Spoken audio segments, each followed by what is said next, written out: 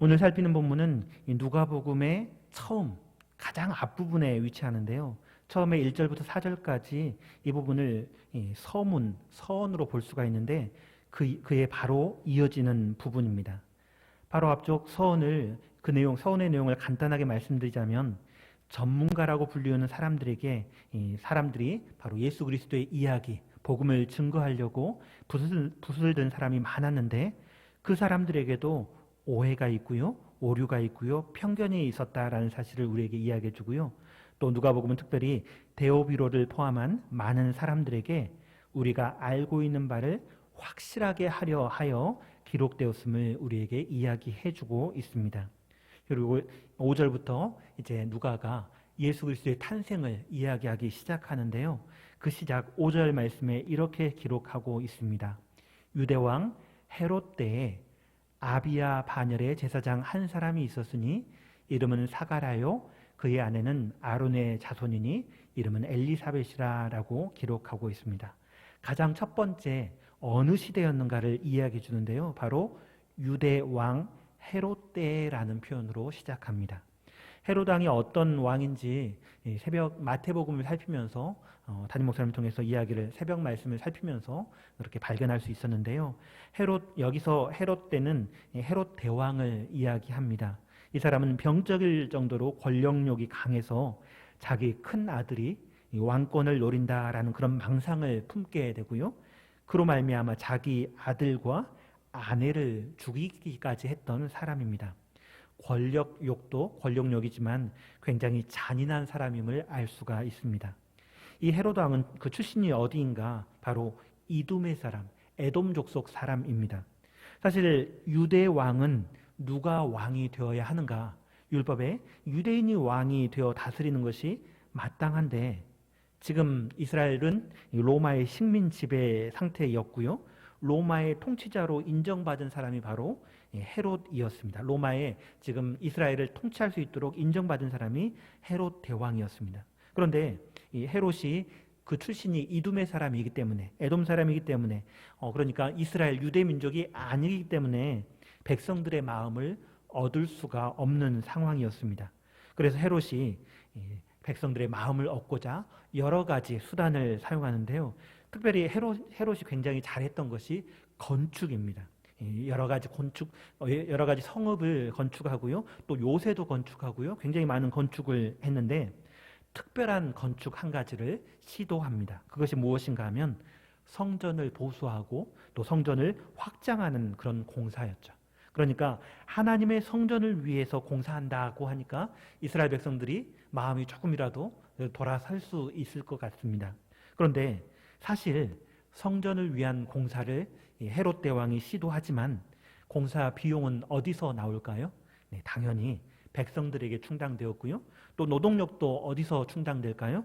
당연히 이스라엘 백성, 유다 백성들에게 충당이 되어졌습니다.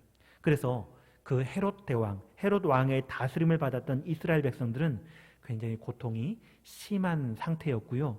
여기 유대 왕 헤롯 때라는 기록은 그 당시 이스라엘 백성들의 고통이 어떠했는지, 이스라엘 백성들의 아픔이 어떠했는지를 우리에게 알려주는 기록이라고 볼 수가 있습니다. 바로 그때에 그렇게 이스라엘 백성들이 힘들고 괴로운 그 시절에 아비야 반열에 제사장 한 사람이 있었는데요. 그 사람이 사가랴이고 또 그 아내는 아론 자손이고 엘리사벳이라는 이름을 가진 여인이었음을 본문은 기록하고 있습니다. 특별히 6절 말씀에 이렇게 기록하고 있는데요. 이 두 사람이 하나님 앞에 의인이니 주의 모든 계명과 규례대로 흠이 없이 행하더라라고 기록합니다. 네, 이 두 사람은 의인이라고 하나님께서 인정하는 의인이라고 기록하면서 주의 모든 계명과 규례대로 흠이 없이 행하는 굉장히 거룩하게 살아가는 그런 사람이었음을 짐작해 볼 수가 있습니다. 그러니까 이스라엘 백성들이 굉장히 힘들고 괴롭고 아픔을 겪고 있는 이런 힘들고 어려운 상황 가운데서도 그냥 세상 흐름을 따라 사는 것이 아니라 하루하루 말씀을 따라서 한 걸음 한 걸음 믿음으로 살아갔음을 볼 수가 있는 것이죠.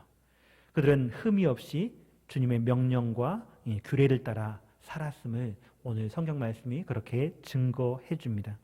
그런데 그 부부에게 한 가지 힘들고 어려운 문제가 있었는데요. 바로 7절 말씀에 이렇게 기록하고 있습니다.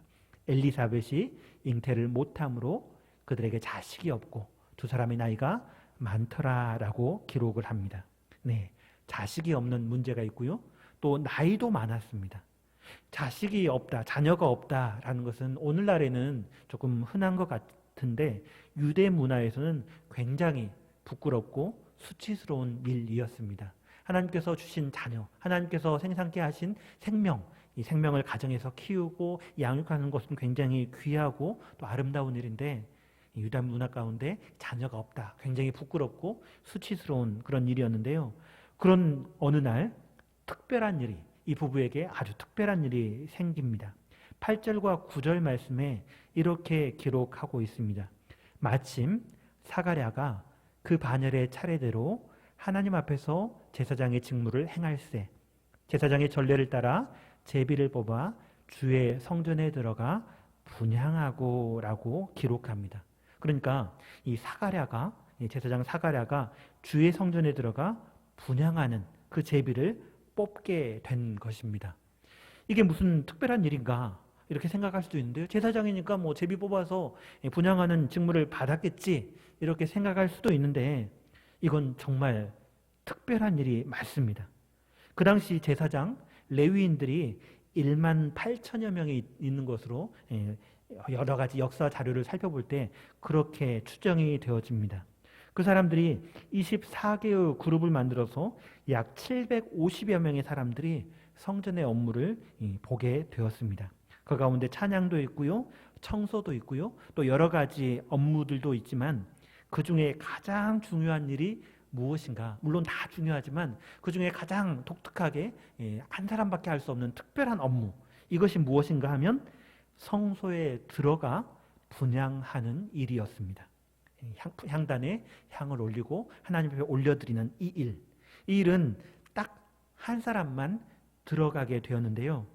누가 들어갈 것인가? 이를 위해서 제비를 뽑았습니다. 그리고 한 번 그 제비를 뽑아서 분향하게 되면 이제 그 사람은 다시는 이 분향하는 업무에 대해서 제비를 뽑지 않았습니다.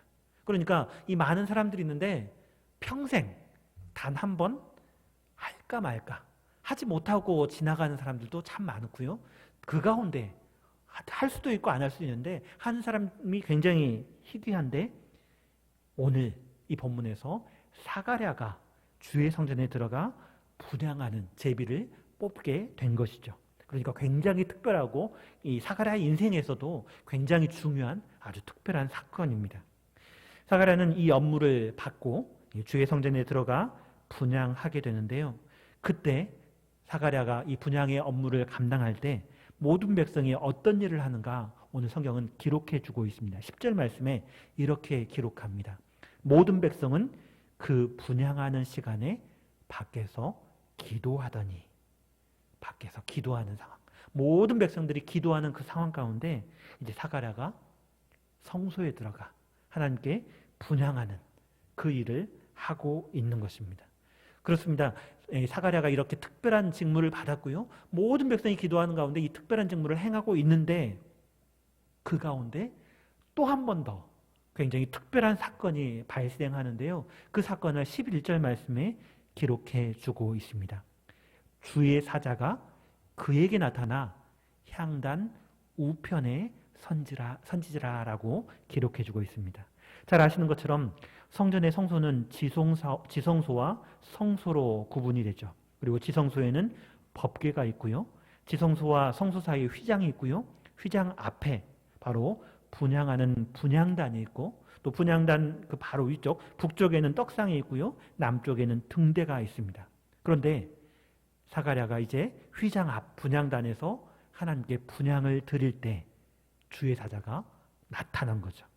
이미 말씀드린 것처럼 성소에는 제사장 딱 한 명, 단 한 명밖에 들어가지 않는데 그 성소에 사가랴 외에 다른 어떤 존재가 나타난 겁니다. 같이 들어간 것도 아닙니다. 어느 순간에 분향하고 있는데 옆에서 특별한 존재가 나타난 거죠.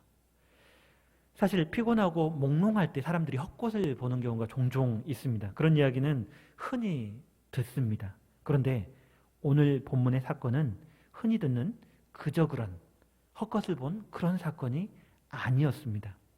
앞에서 1장 앞부분에서 그 모든 일을 근원부터 자세히 미루어 살핀 누가, 의사 누가라고 하지 않습니까? 굉장히 세심하고 섬세하게 모든 것을 어떤 일들이 있으면 왜 그랬는지 꼼꼼하게 살피는 사람입니다. 이 누가가 자세히 살폈는데 예수 그리스도의 복음을 기록하면서 가장 처음으로 기록한 사건, 바로 이 사가랴가 특별한 어떤 존재를 만난 사건을 기록하고 있는 거죠. 언제 일어났나요? 이 특별한 사람에게 아주 특별한 날에, 그것도 모든 백성이 기도하는 그 순간, 아주 특별한 순간에 이 사건이 이루어졌음을 우리는 볼 수가 있는 것입니다. 이 분향하러 들어간 사가랴 외에 나타난, 그 성소 안에 나타난 이 존재를 본문은 무엇이라고 표현하는가? 주의 사자, 천사로 표현하고 있고요. 또 그 천사 스스로가 가리켜 하나님 앞에 서 있는 자다라고 표현을 합니다. 그리고 자신의 이름을 가브리엘이라고 말을 하죠. 사가랴는 이 가브리엘을 보고 놀라고 무서워했습니다. 왜냐하면 있을 수 없는 일이 일어났기 때문이죠. 일어난 일은 일어날 수 없는 일이다라고 말할 수 없는데 본인 스스로 생각할 때 전혀 있을 수 없는 일이 지금 자기에게 일어났기 때문에 정말 놀라고 무서워할 수밖에 없었던 것입니다. 그런 그에게 천사는 이렇게 말을 하는데요. 13절 말씀이 그 말씀입니다. 우리 13절 말씀을 함께 읽어보았으면 좋겠습니다. 누가복음 1장 13절 말씀 함께 읽겠습니다. 함께 읽겠습니다. 천사가 그에게 이르되 사가랴여 무서워하지 말라. 너의 간구함이 들린지라. 내 아내 엘리사벳이 내게 아들을 낳아 주리니 그 이름을 요한이라 하라. 아멘. 네, 천사가 이렇게 이야기를 하고요. 그 이후에 어떤 이야기를 해주냐면 요한이, 그 아들 요한이 어떤 일을 하게 될 것인지 17절까지 쭉 설명을 해주고 있습니다. 그런데 제가 관심 갖고 있는 부분은 이 설명이 아니라 그 사가랴의 독특한 반응입니다. 18절 말씀에 이렇게 기록하는데요. 사가랴가 천사에게 이르되 내가 이것을 어떻게 알리오? 내가 늙고 아내도 나이가 많으니이다 라고 대답을 하고 있습니다. 그러니까 나이가 많아서 늙도록 아이가 없었던 이 부부에게 아들을 주신다고 주의 천사가 나타나서 이렇게 이야기를 하고 있는데 오히려 그 기쁜 소식을 들은 사가랴는 상당히 부정적으로 반응을 하고 있다라는 거죠. 나중에 천사가 하는 말을 들어보면 믿지 않았다, 내 말을 믿지 않았다라고 표현할 정도로 사가랴는 굉장히 불신적인 반응을 보이고 있는 것입니다. 사실 본문 뒤쪽에 마리아가 천사의 말을 들었을 때는 좀 비슷한 것 같습니다. 마리아도 잘 믿지 못하는 그런 표현처럼 보이는데 이 마리아의 말에선 천사는 그대로 이게 어떤 의미인지 다시 한번 조목조목 설명을 해주고 있는데 이 사가랴가 말할 때는 자신이 누구인지 설명하고 또 사가랴가 말을 못하는 자가 될 것임을 이야기를 하고요. 또 나중에 내가 믿지 않았다라고 말할 정도로 이렇게 행동을 합니다. 이게 무슨 말인가? 마리아는 궁금하니까 솔직하게 그냥 물어보는 건데 오늘 본문의 사가랴는 부정적인 마음, 불신의 마음이 있었음을 분명하게 대조적으로 그렇게 보여주고 있는 것입니다. 그런데 조금 이상합니다. 이 사가랴는 하나님 앞에 의인입니다. 앞에서 분명하게 그렇게 기록되어져 있습니다. 주의 모든 계명과 규례대로 흠이 없이 행하던 사람이 바로 사가랴입니다.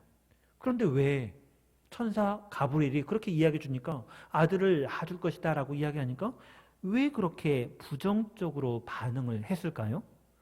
천사가 사가랴에게 하는 말과 또 나중에 사가랴가 말 못하던 데서 나중에 마침내 말을 하게 되지 않습니까? 그렇게 말을 하게 되었을 때 가장 먼저 했던 것이 바로 하나님을 찬송하는데요. 이 하나님을 찬송하는 그 내용을 통해서 우리가 추측해 볼 수가 있습니다. 어떻게 무슨 내용으로 찬송했는가? 68절과 69절에 이렇게 기록하고 있는데요. 찬송하리로다 주 이스라엘의 하나님이여 그 백성을 돌보사 속량하시며 우리를 위하여 구원의 뿔을 그 종 다윗의 집에 일으키셨으니 라고 찬양을 하고 있습니다. 그러니까 사가랴는 무엇을 감사하고 무엇을 찬양하는가? 하나님, 저희 가정에 아들이 없었는데 아들을 주셔서 정말 감사합니다. 이렇게 찬송하는 것이 아니다라는 것이죠. 무엇을 찬송하고 무엇을 감사했습니까? 바로 이스라엘의 속량과 구원에 대해서 감사한 것이 이 사가랴의 기도, 찬송이었습니다. 그러니까 이 찬송을 생각해 본다면 만약 사가랴와 엘리사벳이 자기들의 개인적인 문제를 해결해 달라고, 다시 말하자면 아들을 주십시오, 우리에게 자녀를 주십시오, 이렇게 계속해서 기도해 왔었다면, 천사가 등장해서 이제 아들을 주겠다라고 말했다면 어떻게 대답할까요? 당연히 아멘, 아멘 하고 감사합니다, 감사합니다 이렇게 대답을 하는 것이 맞을 것 같습니다. 그런데 사가랴는 그에 대해서는 부정적으로 대답하고요, 입이 열렸을 때는, 말을 못하다가 다시 입이 열렸을 때는 하나님의 구원과 속량을 찬송하는 것을 볼 때 생각해 볼 수 있는 것은, 추측해 볼 수 있는 것은, 그 부부가, 그 가정이 열심히 기도했던 것은 개인적인 문제 해결이 아니라 헤롯 왕, 유대 왕 헤롯스 때 고통받고 괴로운 이스라엘을 위해서 하나님 메시아를 보내어 주십시오, 이스라엘을 구속해 주십시오, 속량하여 주십시오 하는 이런 기도가 아니었을까 추측해 볼 수 있다라는 것입니다. 그러니까 자기 문제에 빠져서 매몰되어 있는 것이 아니라 나라를 위해서, 민족을 위해서 간절히 기도하는 의인 사가랴, 의인 엘리사벳의 모습을 생각해 볼 수가 있습니다. 이 본문을 살펴보면서 하나님은 참 재미있으신 분이다라는 생각이 다시 한번 들었습니다. 이 사가랴가 이스라엘의 구원과 속량을 위해서 기도했을 때 분명히 이 기도에 대해서 하나님께서는 이스라엘의 구원과 속량을 위해서 예수 그리스도를 보내주시죠. 그렇게 속량을 이루어 가시는데 이 사가랴 부부에게도 아들 요한을 주신다라는 거죠. 그리고 그 아들 요한이 이스라엘의 구원과 속량을 이루는, 주 앞에 앞서가서 그 길을 준비하는 일을 맡겨주신다라는 것입니다. 하나님은 우리의 기도를 들어주시는데 하나님의 뜻대로 선하게, 그리고 우리가 생각하지 못했던, 우리가 기도하는 것보다 그 넘어서 하나님께서 정말 재미있게 이 사가랴 부부에게 자식이 없었던 그런 문제가 있음에도 불구하고 나라와 민족을 위해서, 하나님께서 약속하신 메시아를 위해서 간절히 기도했을 때 하나님께서 그에게 계시해 주지 않습니까? 하나님께서 아들을 보내실 것이다 라고 하는데 그 아들을 앞서 너에게 아들을 줄 거야 라고 하나님께서 지금 사가랴에게 말씀해 주신다라는 거죠. 하나님 참 재밌는 하나님이십니다. 이 본문에서 나타난 이 재미있으신 우리 하나님, 이 하나님을 생각할 때 저는 창세기의 아브라함이 생각이 납니다. 아브라함이 상속자가 없다고 불평하면서 다메섹 엘리에셀이 상속자가 될 것이다 라고 하나님께 기도하는 내용 우리 잘 알고 있죠. 그때 하나님께서는 무뼈를 보여주셨고요, 또 이스마엘이나 하나님 앞에 살기를 원한다라고 할 때 하나님께서는 사라에게 아들을 낳아주게 할 것이다 라고 말씀하셨습니다. 또 그렇게 말씀하시는 하나님 앞에서 엎드려 웃던 아브라함에게 아이 이름을 이삭이라 하라 라고 말씀하시죠. 예, 아이 이름을 네가 웃었어? 내가 이렇게 아들을 준다고 하는데 네가 웃었어? 하는 이 하나님의 마음. 그래서 그래, 내가 줄 아이 이름을 이삭이라고 불러라, 이름까지 정해주고 이렇게 하나님께서 아브라함에게 굉장히 친근하게 또 재미있게 이렇게 말씀하시는 모습을 창세기를 통해서, 아브라함의 하나님을 통해서 볼 수가 있습니다. 우리 풍암전원교회 성도 여러분, 하나님께서는 분명히 우리의 기도를 들으시는 하나님이십니다. 특별히 오늘 본문에서 누가는 하나님의 아들 예수님이 오신 것에 대해서 그냥 우연히, 그냥 어쩌다가 된 것이 아니라 하나님께서 기도하심을 들으심으로 된 것이라고 누가는 이 사건들을 통해서 기록하고 있는 것이죠. 기도할 때 이 사가랴와 엘리사벳이 간절히 기도하는 모습이 오늘 본문에 등장하지 않지만 천사의 말을 통해서 얼마나 열심히 기도했었는지를 짐작해 볼 수가 있죠. 그리고 그 분향하는 업무를 감당하는 가운데, 모든 백성이 기도하는 가운데 하나님께서 천사를 보내시고 이 말씀을 하게 하시고, 예수 그리스도 오심이 그냥 된 것이 아니라 기도 가운데, 고통받는 이스라엘의 간절한 기도 가운데 오셨음을 누가는 아주 섬세하게 지금 기록해 주고 있는 것입니다. 분향하던 사가랴에게 천사 가브리엘을 보내시고요, 너의 간구하심이 들린지라 라고 말하게 하신 분이 바로 우리 하나님이시다라는 사실입니다. 우리 성도 여러분, 혹시 기도하실 때 하나님께서 들으실까 의심하는 분 계실까요? 하나님께서는 분명하게 우리의 기도를 들어주시는 하나님이십니다.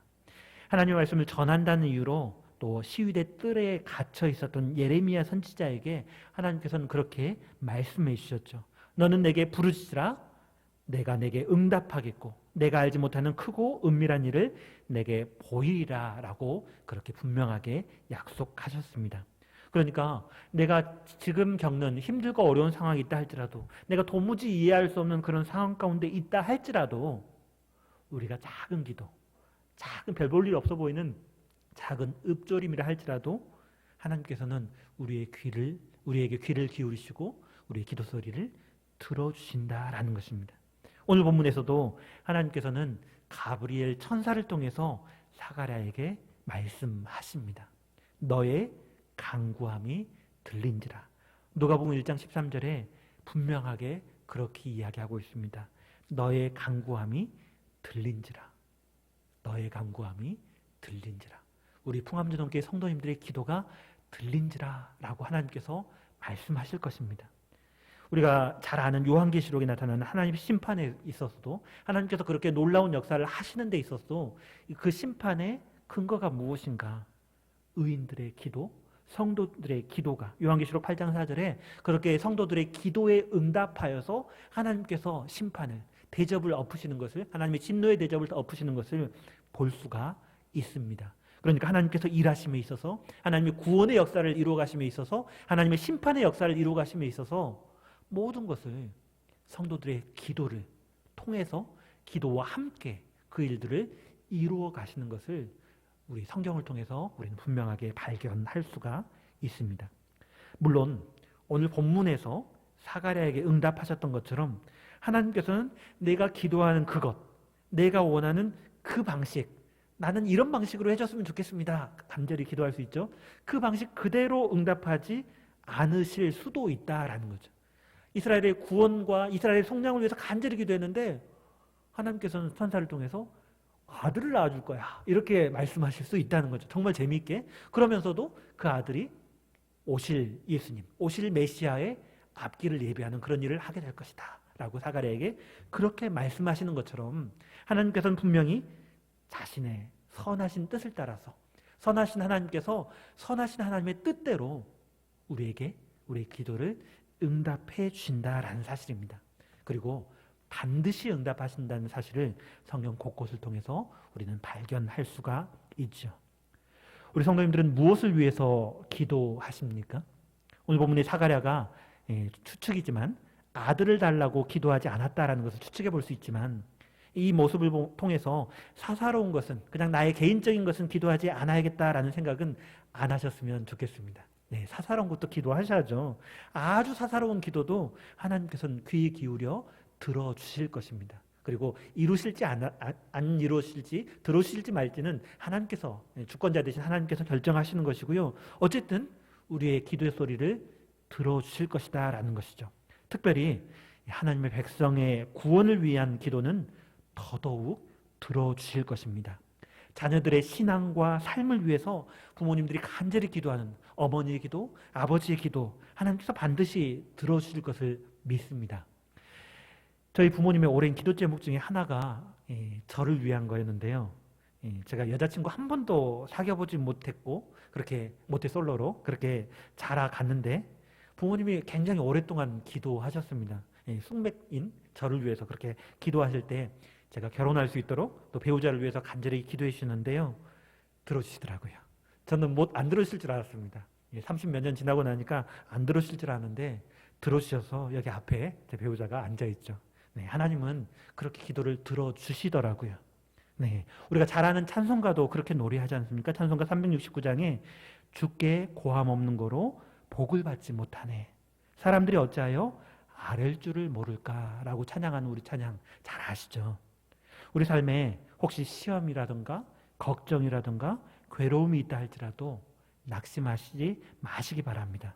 이 사가랴의 부부가 자식이 없고, 잉태를 못함으로 자식이 없고, 나이도 많고, 정말 절망적인 이런 상황, 이런 가운데서도 하나님께서 이 사가랴 부부가 자녀를 위해서 기도하지 않았음에도 불구하고 그 자녀까지 주심으로 그 간절한 기도도 응답해 주시고 기도하지 않았던 내용도 응답해 주시는 이 하나님이 바로 우리의 하나님이시기 때문입니다. 반드시 하나님께서는 우리의 기도를 들으십니다. 혹시 정말 들으실까? 정말 나처럼 별 볼 일 없는 나의 기도도 들어주실까? 난 정말 부족하고 모자란데 그래도 들어주실까?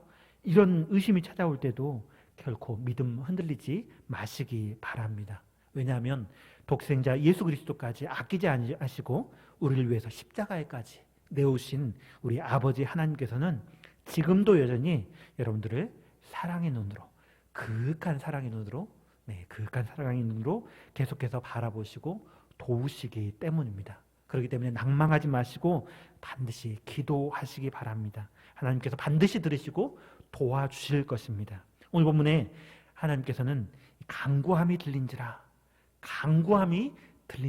너의 간구함이 들린지라 이렇게 말씀하시는데요. 또 말씀하실 뿐만 아니라 그의 능하신 팔로, 그의 선하신 손으로 사가랴를 도우셨던 그 하나님, 그 하나님께서 우리에게도 동일하게 그 선하신 팔로, 능하신 팔로 우리를 도와주실 것이기 때문입니다.